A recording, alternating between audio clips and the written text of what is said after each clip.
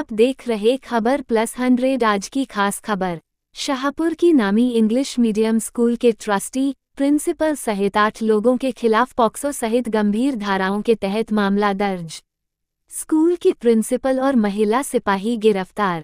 Shahpur RS Damania English medium high school प्रकरण में Shahpur police ने स्कूल के ट्रस्टी, प्रिंसिपल सहित 8 लोगों के खिलाफ पॉक्सो सहित गंभीर धाराओं के तहत मामला दर्ज किया है।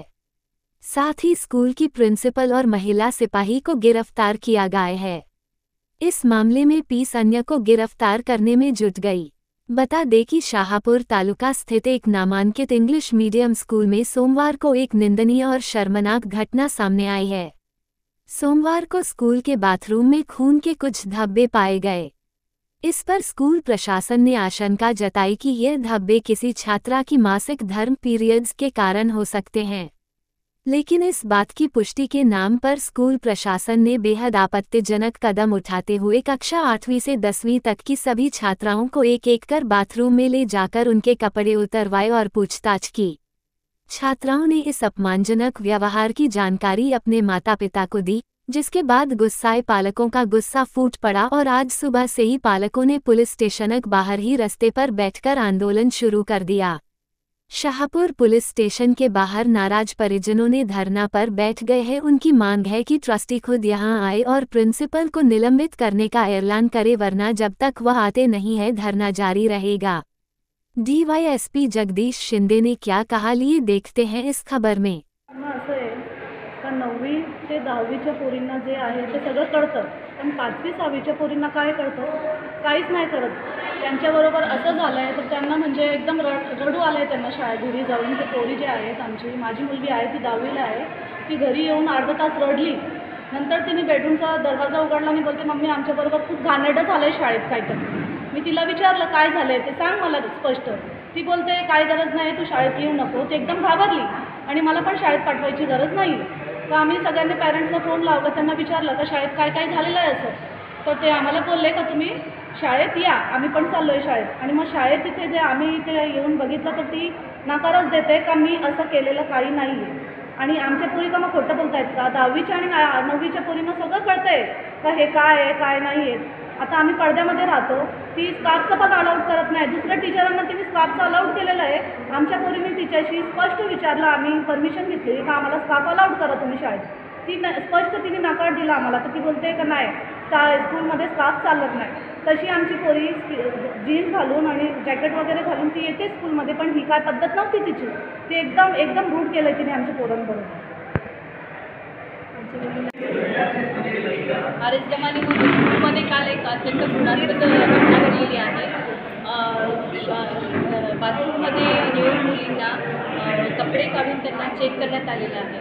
तर ही अत्यंत घृणास्पद जी घटना घडलेली आहे त्याच्या निषेधार्थ आम्ही आज इथे जमलेलो आहोत।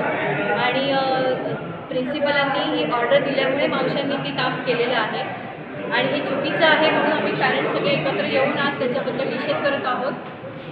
आणि ही घटना पुन्हा घडू नये आणि आमच्या मुलींना ह्या गोष्टीचा त्रास होऊ नये पुन्हा यासाठी आम्ही हा निषेध केला। आणि आम्हाला ह्या प्रिन्सिपल या नकोच आहेत आणि ही पहिली वेळ नाही आहे, खूप वेळा या गोष्टी घडलेल्या आहेत। आणि चुकीच्या ॲक्शन स्वतःहून डिसाईड करून ह्या प्रिन्सिपल घेतात, हे खूप चुकीचं आहे। आणि आम्ही आमच्या मुलींना यांच्या भरोशावरती, यांच्या सेफ्टी यांच्या भरोशावरती एक शाळेमध्ये सेफ्टी म्हणून आम्ही कसं काय समजायचं, एक सेफ्टी आम्हाला आमच्या मुलींसाठी हवी आहे। काल दुपारी 12 ते 1च्या दरम्यान दमनिया स्कूल शहापूर येथे एक अनुचित प्रकार घडला। काल शाळेमध्ये पाणी नव्हतं आणि काल कोणीतरी मुली वॉशरूमला गेल्या, तर कोणत्या तरी मुलींचे पिरियड्स आले होते, तर चुकून हात तिथे भिंतीला लागले आणि हे तिथल्या मावशी लोकांनी मॅडमला सांगितलं। मॅडमनी ते लगेच चेक केलं, फोटो काढला आणि सगळ्या शाळेतल्या सगळ्या मुलींना, जवळजवळ 600 मुली इथे शिकतात, तर 600 मुलींना इथे बोलवलं आणि प्रोजेक्टरवर ते सगळं फोटो काढून दाखवलं की हे कोणी केलं सांगा। आणि मुलींना आणताना अक्षरशः खेचून शाळेतनं वर्गातनं हॉलमध्ये घेऊन आल्या असं केल्यानंतर प्रत्येक मुलीनंतर मग त्या मावशी लोकांना सांगितलं की या सगळ्या मुलींच्या पॅन्ट चेक करा. मग त्या सगळ्या मुलींच्या पॅन्ट चेक करण्यात आल्या हॉलमध्येच. ज्या मुलींना काही कळत नाही त्यांना काही कळलंच नाही काय झालं आहे, पण ज्या मुलींना कळलं होतं त्याच्यातल्या 10 मुलींचा पिरियड आलेला होता आणि मॅडम त्यांना खूप हॅरॅस करायला लागल्या.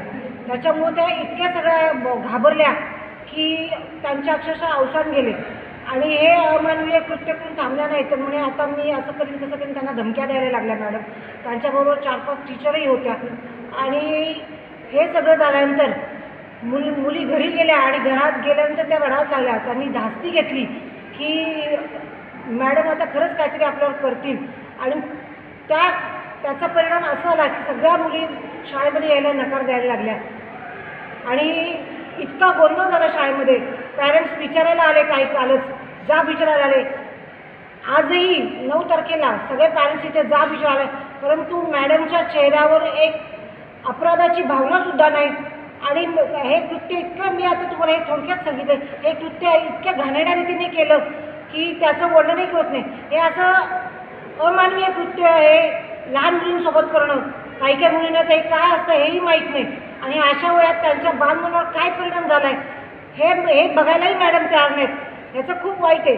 मी इथे मागणी करते त्यांच्यावर पोक्सोचा गुन्हा दाखल व्हावा, कारण की लहान मुलींना त्यांनी हॅरॅस केलेला आहे आणि त्यांना इथून सस्पेंड करण्यात आलं, कारण की मॅडमची इथे खूप मनमानी चालते. अगदी इथले प्रत्येक व्यक्ती सांगतो की मॅडम इथे खूप मनमानी करत असतात. खूप फी घेतली जाते, पण त्याप्रमाणे इथे कुठलीही सुविधा दिली जात नाही. सर क्या बोलेंगे अभी जो का स्कूल में कुछ हुआ था दमानिया स्कूल में, उसके बारे में आपके यहाँ पे जो एफआईआर दाखिल हुए, क्या एफआईआर दाखिल किया?